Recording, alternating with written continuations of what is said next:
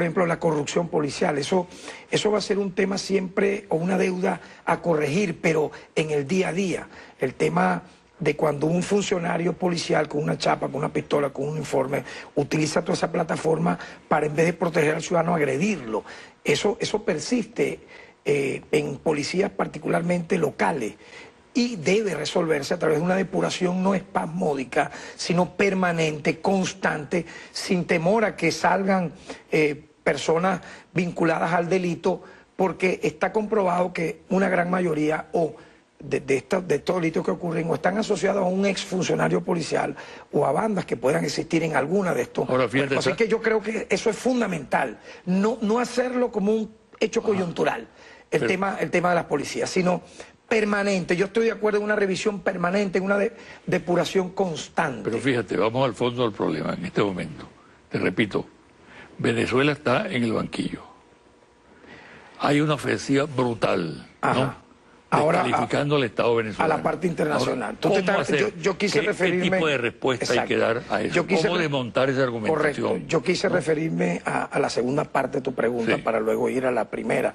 El aspecto nacional, yo siento que hay notorios avances en materia de derechos humanos, colectivos, individuales, pero persisten deudas. Ahora, obviamente en la parte internacional, aquí hay una doble moral, lo primero que tenemos que decir, para tratar el tema de derechos humanos por incluso países y potencias que son constitucionalmente naciones violadoras de derechos humanos. ¿Quién ha colocado en el ojo del huracán a Venezuela en los últimos tiempos? Ha sido los Estados Unidos, un país que no ha firmado sino el 15 o el 20% de los tratados internacionales de derechos humanos, un país que no tiene un Instituto Nacional de Derechos Humanos, pero que te controla organismos multilaterales que hablan sobre los derechos humanos, eso es indudable. Entonces, obviamente que cuando un país no le es incómodo a esa gran potencia que es los Estados Unidos, ellos primero los calificaban como enemigos porque eran castrocomunistas o vinculados a lo que era la izquierda mundial. Luego buscaron para calificar países incómodos vincularlos al narcotráfico, luego al terrorismo.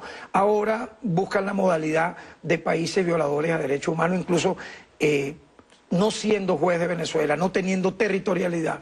Obama cometió el grave error de sancionar una ley para supuestamente castigar a personas que en Venezuela violan esta materia. Entonces, concluyo, eso se desmonta ¿cómo? Primero, como lo ha venido haciendo el Estado en su conjunto, enfrentando esa campaña, pero ubicando la razón por qué está pasando. Yo creo que el trasfondo es utilizar el tema de derechos humanos como un arma de ataque político internacional para buscar desdibujar a nuestro país, y en el fondo es una lucha por el petróleo.